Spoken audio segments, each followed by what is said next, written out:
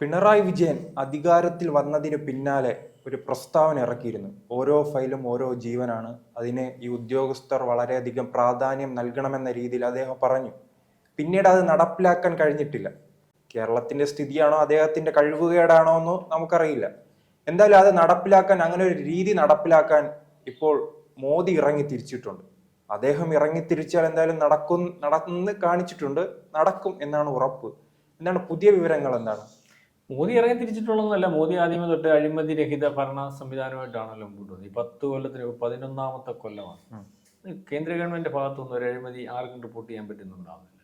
അതിന് പകരം വേറെ ചില ജാതി ധ്രുവീകരണവും മറ്റു കാര്യങ്ങളും ഒക്കെ അനാവശ്യ വിവാദങ്ങൾ, നെറേറ്റീവ്സ് ഉണ്ടാക്കി എല്ലാ നല്ല കാര്യങ്ങളെയും ജനങ്ങളെ തെറ്റിദ്ധരിപ്പിക്കുന്ന രീതിയിലേക്ക് കൊണ്ടുപോകുന്നതിന് വേണ്ടിയുള്ള ഒരു സമീപനം നടത്തിയിട്ടുണ്ട്. പക്ഷേ ഇപ്പം അതിനകത്ത് മാറ്റം വന്നു തുടങ്ങിയിട്ടുണ്ട്. കാരണം ജനങ്ങൾ ശ്രദ്ധിച്ചു തുടങ്ങുകയും ജനങ്ങൾക്ക് ഈ പറയുന്നതൊന്നും അല്ല ശരി, മറ്റു ചിലതാണെന്ന് തിരിച്ചറിഞ്ഞു തുടങ്ങുന്ന ഒരു അവസ്ഥയിലേക്ക് കാര്യങ്ങൾ പോകുന്നു. അത് കുറേ നാൾ അങ്ങനെയാണല്ലോ.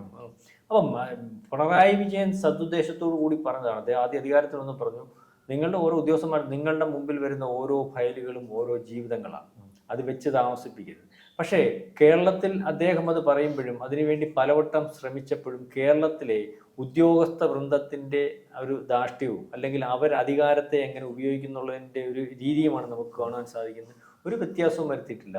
ഫയലുകൾ ഈ പറയുന്നത് പോലെ സാധാരണക്കാരൻ്റെ ആവശ്യങ്ങൾ ഉന്നയിക്കുന്ന ഫയലുകൾ ഓരോ ഉദ്യോഗസ്ഥന്മാരുടെ മുമ്പിൽ വന്ന് അവൻ്റെ ജീവിതാവസാനം വരെ ഒരുപക്ഷെ മേശപ്പുറത്തും അവൻ്റെ മുമ്പിലുമൊക്കെ ഇരുന്ന് പോകുന്ന ഒരു അവസ്ഥയാണ്. പക്ഷെ കേന്ദ്ര ഗവൺമെൻറ് ഈ പറഞ്ഞതുപോലെ കഴിഞ്ഞ ഇപ്പം ഏറ്റവും അവസാനം ഈ ഹരിയാന ഇലക്ഷൻ നോട്ടിഫിക്കേഷൻ മുമ്പ് അദ്ദേഹം മന്ത്രിമാരെയും അല്ലെങ്കിൽ ക്യാബിനറ്റ് മന്ത്രിമാരെയും വിളിച്ച് അതിൻ്റെ സെക്രട്ടറിമാരെയും എല്ലാം വിളിച്ചിട്ട് ഈ പറഞ്ഞതുപോലെ കഴിഞ്ഞ 10 കൊല്ലം പ്രധാനമന്ത്രിയുടെ ഓഫീസിൽ വന്ന പരാതി കത്തുകളുടെ എണ്ണം അല്ലെങ്കിൽ ഏതാണ്ട് 5 കോടിക്കകത്ത് വരും.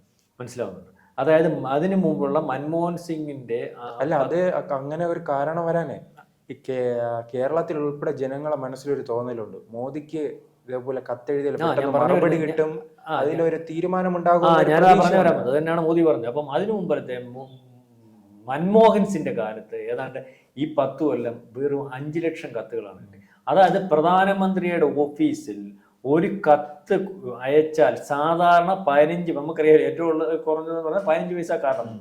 15 പൈസ കാർഡിൽ പോലും പ്രധാനമന്ത്രിയുടെ ഓഫീസിൽ ഒരു കാരണം പറഞ്ഞൊരു കത്ത് അയച്ചാൽ ആ കത്തിന് മറുപടിയും അത് ന്യായമായ കാര്യമാണെങ്കിൽ അതിന് പരിഹാരവും ഉണ്ടാകുന്ന ഒരവസ്ഥയിലേക്ക് ഇന്ത്യൻ പ്രധാനമന്ത്രിയുടെ ഓഫീസ് മാറി എന്നുള്ളതിന് തെളിവുകൾ പലതും എനിക്കറിയാം. കാരണം നമ്മുടെ മണ്ണടിയിലെ ഇപ്പോൾ അദ്ദേഹത്തിൻ്റെ പേര് ഉൾപ്പെടെ പറഞ്ഞേ പറ്റത്തുള്ളൂ, ഒരു പുഷ്പാങ്കദൻ എന്ന് പറയുന്നൊരു കക്ഷിയാണ്.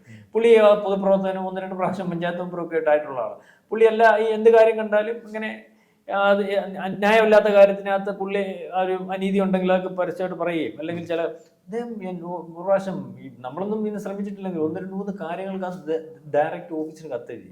ആ കാര്യങ്ങൾ ഏതാണെന്ന് വെച്ചാൽ ഡിപ്പാർട്ട്മെന്റിൽ വന്ന കാര്യങ്ങൾ സാധിക്കാൻ വേണ്ടി അവിടുന്ന് ഓർഡർ വരികയും ഈ കാര്യം സാധിച്ചോന്ന് അവിടെ നിന്നും പ്രധാനമന്ത്രിയുടെ ഓഫീസിന് തിരക്കുന്ന രീതിയിലേക്കുള്ള ഒരു കാര്യം അദ്ദേഹത്തെ വിളിച്ച് തിരക്കുക.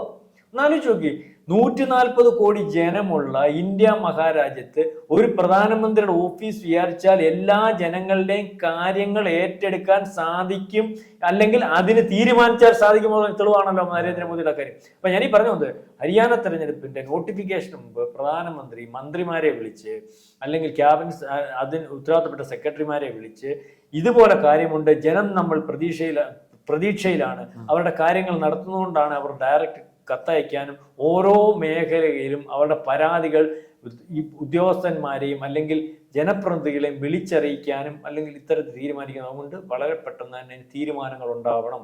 അതായത് തീരുമാനങ്ങൾ ഉണ്ടാവണമെങ്കിൽ ഉദ്യോഗസ്ഥന്മാർ വളരെ കൃത്യമാവണം, മന്ത്രിമാരും ക്യാബിനറ്റ് സെക്രട്ടറിമാരും കൃത്യമാകുന്നത് പോലെ തയ്യാറാകുന്നത് പോലെ പ്രവർത്തിക്കാൻ തയ്യാറാകുന്നത് പോലെ അത് താഴെ തട്ടിലേക്ക് പോകണമെങ്കിൽ അതിനേൽപ്പിച്ചിരിക്കുന്ന ഉദ്യോഗസ്ഥന്മാരും അത്തരത്തിൽ കഴിവുള്ളവരും പ്രാഗൽഭ്യമുള്ളവരും ആവണം. അതുകൊണ്ട് അവരുടെ കാര്യശേഷി പരിശോധിച്ച് മുന്നോട്ട് പോകേണ്ട ഒരവസ്ഥയിലേക്ക് കാര്യങ്ങൾ നീങ്ങുന്നു എന്നാണ് മോദി പറഞ്ഞത്. അപ്പം ഇതിനകത്ത് നമുക്ക് വേറെ വലിയൊരു നിയമമുണ്ട്. നിയമം എന്ന് പറഞ്ഞാൽ ഒരു ഉദ്യോഗസ്ഥൻ, ഇപ്പം ഞാനൊരു ഉദ്യോഗസ്ഥൻ അല്ലെങ്കിൽ ഈ പറഞ്ഞ അതായത് ഒരു ഉദ്യോഗസ്ഥൻ, ആ ഉദ്യോഗസ്ഥന് കാര്യശേഷി ഇല്ലെങ്കിൽ അതിനെ നിയമിച്ച ആൾക്ക് അവരെ പിരിച്ചുവിടാനുള്ള ഒരു വകുപ്പ് നമ്മുടെ നിയമത്തിനകത്തുണ്ട്. അല്ലെങ്കിൽ അത് നിർബന്ധമായിട്ട് നിങ്ങൾക്ക് ഈ കാര്യങ്ങൾ, ഇപ്പോൾ എനിക്ക് കാര്യങ്ങൾ ചെയ്യാൻ ഞാൻ നമ്മുടെ ഫിറ്റ്നസ് ഒക്കെ നോക്കുമല്ലോ, പോലീസിലാണെങ്കിൽ നോക്കും, പട്ടാളത്തിലാണെങ്കിൽ ബാക്കി എല്ലാം നോക്കും. എല്ലാ ഉദ്യോഗസ്ഥത്തിനകത്ത് നിയമപരമായിട്ട് ചില കാര്യങ്ങളും ചിട്ടകളും ഒക്കെ ഉണ്ട്, അനുസരിച്ച് നോക്കിയിട്ട് ആ ഫിറ്റ്നസ് നമുക്ക് നാളെ കാലത്തെ ആ ഫിറ്റ്നസ് കയറുമ്പോഴുള്ള ഫിറ്റ്നസ് ഉണ്ടാവണമെന്നുണ്ട്. അപ്പൊ ഇല്ലെങ്കിൽ നഷ്ടപ്പെടുമ്പോൾ അത് മനസ്സിലാക്കിയിട്ടുണ്ട് മേലുള്ള ഉദ്യോഗസ്ഥന് അദ്ദേഹത്തിന് അർഹതപ്പെട്ട കാര്യങ്ങൾ കൊടുത്ത്, അല്ലെങ്കിൽ അദ്ദേഹം അത്ര നാല് ജോലി ചെയ്തതിന്റെ എന്താണ് ആനുകൂല്യം ഒക്കെ കൊടുത്ത് അദ്ദേഹം നിർബന്ധമായിട്ട് പെൻഷൻ അല്ലെങ്കിൽ പെൻഷൻ പറ്റിക്കാൻ നിർബന്ധ പെൻഷൻ ഇപ്പൊ അങ്ങനെ ഏതാണ്ട് 500ഓളം കേരളത്തിൽ ഉൾപ്പെടെയുള്ള ഉദ്യോഗസ്ഥന്മാരെ മാറ്റിയിട്ടുണ്ട്. കാരണം അവർക്ക് അവരാഗ്രഹിക്കുന്ന രീതിയിലേക്ക് ജോലി ചെയ്യാൻ വാർദ്ധക്യ സഹജമായ അല്ലെങ്കിൽ ബുദ്ധിമുട്ടുകളുണ്ടോ അല്ലെങ്കിൽ രോഗങ്ങളോ കൊണ്ടോ ഒക്കെ അവർക്ക് സാധിക്കാതെ വരുമ്പോൾ അവർ നിർബന്ധിതമായിട്ട് ഈ രീതിയിലേക്കാണ് കാര്യങ്ങൾ കേന്ദ്ര ഗവൺമെന്റ് ഉരുത്തിരിച്ചു കൊണ്ടുപോകുന്നത്. നമുക്ക് മനസ്സിലാവുന്നുണ്ടോ? ഓരോ നിങ്ങൾക്കറിയാലോ കൃഷിക്കാരുടെ അക്കൗണ്ടിൽ പൈസ ഇല്ലെന്ന് ഏത് ഭരണത്തിൽ നടന്നിട്ടുള്ളത്? നരേന്ദ്രമോദി കൊടുക്കുന്ന പൈസ നമ്മുടെ അക്കൗണ്ടിലാണ് വരുന്നത്. മനസ്സിലായി? ഗ്യാസിന്റെ കാര്യം നമുക്ക് ഓർമ്മയുണ്ട്. ആദ്യമേ ഈ ഗ്യാസിന്റെ കാര്യത്തിനകത്ത് നമുക്കെല്ലാം തർക്കം ഉണ്ടായിരുന്നു. ഇപ്പം നമ്മുടെ വീട്ടിൽ ഗ്യാസ് ബുക്ക് ചെയ്താൽ പറ്റിയത് ഗ്യാസും കൊണ്ട് വരുന്നതെന്ന് അറിയാം, ഗ്യാസ് മറിയാൻ പറ്റത്തില്ല. നമ്മൾ ബുക്ക് ചെയ്യുന്ന ഗ്യാസ് നമുക്ക് തന്നെ കിട്ടത്തുള്ളൂ. ഓർമ്മയുണ്ടോ? അതുപോലെ തന്നെ അദ്ദേഹത്തിന് എല്ലാവരും കളിയാക്കിയിട്ടുണ്ട്. നോട്ട് നിരോധനത്തിന് ശേഷം അദ്ദേഹം ഡിജിറ്റൽ മണി എന്ന് പറയുന്ന സംവിധാനത്തിലേക്ക് കൊണ്ടുവന്നു. ഇവിടുത്തെ നമ്മുടെ അദ്ദേഹത്തെ കളിയാക്കില്ല, ഏറ്റവും വലിയ ധനകാര്യ അല്ലെങ്കിൽ വിദഗ്ധനായിട്ടുള്ള അദ്ദേഹം പറഞ്ഞു, എങ്ങനെ ഇന്ത്യയിൽ സാധിക്കും? 70% ദാരിദ്ര്യം അനുഭവിക്കുന്നവൻ, റോഡിൽ നിന്ന് കച്ചവടം ചെയ്യുന്നവൻ, റോഡിൽ നിന്ന് മീൻ കച്ചവടം ചെയ്യുന്നവൻ, റോഡിൽ നിന്ന് മലക്കറി കച്ചവടം ചെയ്യുന്നവൻ, അത്രയ്ക്ക് സാധാരണക്കാരൻ. അദ്ദേഹത്തിന്റെ ഡോക്ടറേറ്റ് എന്തായാലും മോദിക്കില്ലല്ലേ? അല്ല, അപ്പം പുള്ളി തീരുമാനിച്ചു. നമ്മള് ഏതെങ്കിലും ഒരു കാര്യം തീരുമാനിച്ചാൽ ആ തീരുമാനിക്കുന്ന കാര്യം നടത്തണമെന്ന് സത്യസന്ധമായിട്ട് അത് ഏറ്റെടുത്ത് മുന്നോട്ട് പോകുന്നതിന് വേണ്ടി ഏതെങ്കിലും ഒരു വ്യക്തി തയ്യാറായാൽ നടക്കും എന്നുള്ള തെളിവാണ്. ഇപ്പം നിങ്ങൾ കണ്ടിട്ടുണ്ടോ? ഏത് റോഡിലിരിക്കുന്നവനും മലക്കറി പോകണമെങ്കിൽ അല്ലെങ്കിൽ ഡിജിറ്റൽ മണി സ്വീകരിക്കുന്ന സംവിധാനം അവൻ്റെ കയ്യിൽ ഉണ്ടാവണം. അതിന് അവരും തയ്യാറായി. വീട്ടിൽ മീൻ സൈക്കിളിൽ വരുന്ന അല്ലെങ്കിൽ സ്കൂട്ടിയെ വരുന്ന ആള് പോലും ആ തയ്യാറെടുപ്പിലാണോ വരുന്നത്? ആ രീതിയിലേക്ക് ലോകത്ത് അമേരിക്ക പോലുള്ള രാജ്യങ്ങളെ പോലും ഒപ്പത്തിൽ നിൽക്കത്തക്കുന്ന രീതിയിലേക്ക് ഡിജിറ്റൽ സംവിധാനവും അല്ലെങ്കിൽ ഡിജിറ്റൽ മണിയും ഒക്കെ ഇന്ത്യയിലായി.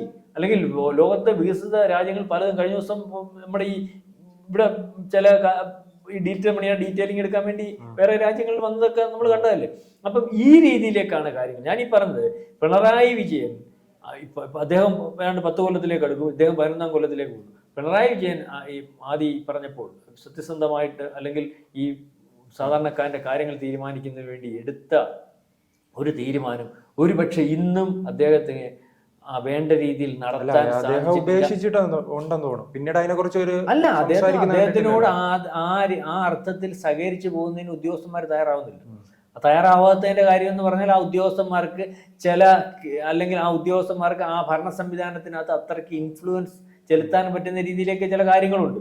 അപ്പം അതിനകത്ത് അവരുടെ ആ ഇൻഫ്ലുവൻസും അവരുടെ ആ കാര്യങ്ങളും ഭരണതലത്തിൽ ഇടപെടലും വേണ്ടപ്പെട്ടവരൊക്കെ ആയതുകൊണ്ട് മുഖ്യമന്ത്രിക്കും ഒരുപക്ഷെ അവരെ ഒരു പരിധിയിൽ കൂടുതൽ നോവിക്കാനോ അല്ലെങ്കിൽ ഈ പറയുന്ന പോലെ ബുദ്ധിമുട്ടിച്ച് ബലമാൻ പിടിച്ച് കാര്യങ്ങൾ നടത്തിക്കാനോ സാധിക്കും. മോദിയുടെ കാര്യത്തിൽ അങ്ങനൊന്നുമില്ല.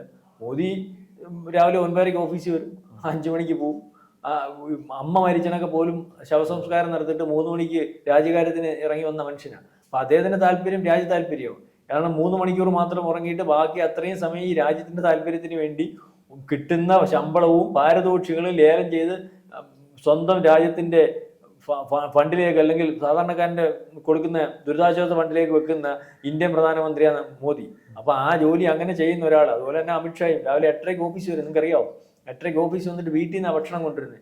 വൈകിട്ട് 8:30 വരെ ഓഫീസിൽ നിന്ന് ജോലി ചെയ്യും. അത്യാവശ്യം തെരഞ്ഞെടുപ്പും അല്ലെങ്കിൽ അതുപോലുള്ള കാര്യത്തിനും മാത്രമേ അത് വെളിയിൽ പോകും. ഇങ്ങനെ ജോലി ചെയ്യുന്ന ഒരു സംവിധാനം ഉള്ളിടത്ത് ഉദ്യോഗസ്ഥന്മാർ ജോലി ചെയ്തില്ലെങ്കിൽ അല്ലെങ്കിൽ തന്നെത്താനെ വന്നിട്ട് ജോലി ചെയ്യും. ആ രീതിയിലെ കാര്യങ്ങൾ പോകും. കാരണം നമ്മൾ ഇപ്പം ഒരു പ്രസ്ഥാനത്തിന്റെ തലപ്പത്തിരിക്കുകയാണെങ്കിൽ നമ്മൾ ആ പ്രസ്ഥാനത്തിന് വഴികാട്ടിയായാൽ ആ പ്രസ്ഥാനത്തിൽ ബാക്കിയുള്ളവർ അതുപോലെ ചെയ്തേ മതിയാവത്തുള്ളൂ. അല്ലാത്തൊരു ആ പ്രസ്ഥാനത്തിൽ നിന്ന് പോയേ മതിയാവത്തുള്ളൂ. അതേ രീതിയിലാണ് കേന്ദ്ര ഗവൺമെന്റ്. അപ്പൊ കേന്ദ്ര ഗവൺമെന്റ് പ്രധാനമന്ത്രിയും അദ്ദേഹത്തിന്റെ കീഴിലുള്ള മന്ത്രിമാരും ആ സംവിധാനവും രാജ്യത്തിന്റെ താല്പര്യത്തിന് വേണ്ടി മുന്നോട്ട് പോകുമ്പോൾ അതിനൊപ്പം നിൽക്കാൻ കഴിയാത്തവർ ഒന്നുകിൽ കളഞ്ഞിട്ട് പോവും, അല്ലെങ്കിൽ അവർക്ക് അതിന് കഴിയുന്നില്ലെന്നുണ്ടെങ്കിൽ അവരത് മനസ്സിലാക്കി ഉള്ള വേതനവും മേടിച്ച് പോകുന്നൊരവസ്ഥയിലേക്കാണ്. അതായത് പ്രധാനമന്ത്രി തീരുമാനിച്ചിരിക്കുന്നു, കഴിവില്ലാത്തവരും ജോലി ചെയ്യാത്തവരും അഴിമതിക്കാരുമായിട്ടുള്ളവർ വേണ്ട, അതിന്റെ ആദ്യഘട്ടം എന്നുള്ള രീതിയിൽ 500 പേരെ പിരിച്ചുവിട്ടുണ്ട്. ഈ രീതിയിൽ മുന്നോട്ട് പോകുന്നതിനാണ് ഈ രീതിയിൽ മുന്നോട്ട് പോകുന്നതിനാണ് അദ്ദേഹം തീരുമാനിച്ചത്. അദ്ദേഹം 3ാമത് അധികാരത്തിൽ കയറിയപ്പം പറഞ്ഞത് 3 ഇരട്ടി വേഗതയിൽ ഈ ഗവൺമെന്റ് മുന്നോട്ട് പോകും. 3 വട്ടം സത്യസന്ധമായിട്ട് മുന്നോട്ട് പോകുമെന്നാണ് അദ്ദേഹം പറഞ്ഞത്. അപ്പോൾ ആ രീതിയിൽ മുന്നോട്ട് പോകുന്ന കാര്യം ആണ് നമുക്ക് കാണുവാൻ സാധിക്കുന്നത്. ലോകത്ത് അദ്ദേഹം ആഗ്രഹിക്കുന്ന രീതിയിൽ ലോകവും ഉരുത്തിരിഞ്ഞു വരുന്നു. അദ്ദേഹം ആഗ്രഹിക്കുന്ന രീതിയിൽ ഇപ്പം ലോകം ഉരുത്തിരിഞ്ഞു വരുന്നു എന്നുള്ളത് പറഞ്ഞതിന്റെ കാര്യം ട്രംപ് വന്നു, നെതന്യാഹു വന്നു. അതായത് നമുക്ക് അദ്ദേഹത്തിനെതിരെ വരുന്നവരെയെല്ലാം എവിടെ നിന്നോ അദ്ദേഹം ആഗ്രഹിക്കുന്ന പോലെ ആരൊക്കെയോ കീഴ്പ്പെടുത്തി കൊടുക്കുന്ന രീതിയിലേക്കുള്ള കാനഡയും കൂടെ തീർന്നല്ലോ. കാനഡ തീർന്നു, പന്നു തീർന്നു. ഇതിനൊക്കെ എല്ലാം പന്നുവിന്റെ കാര്യം തീരുമാനമായി. അപ്പം ഞാൻ പറഞ്ഞില്ലേ, അതായത് സത്യസന്ധമായിട്ട് ഒരു കാര്യം ഏറ്റെടുത്ത് മുന്നോട്ട് പോകുന്ന ഒരു മനുഷ്യന് അതിൽ കാര്യങ്ങൾ പ്രകൃതി ഉരുത്തിരിച്ചു കൊടുക്കും. അതാണ് അതിന്റെ സത്യം. കൂടുതൽ വാർത്തകളും വിശേഷങ്ങളും നിങ്ങളിലേക്ക് എത്താൻ ABC മലയാളം സബ്സ്ക്രൈബ് ചെയ്യുക, ബെൽബട്ടനും അമർത്തുക.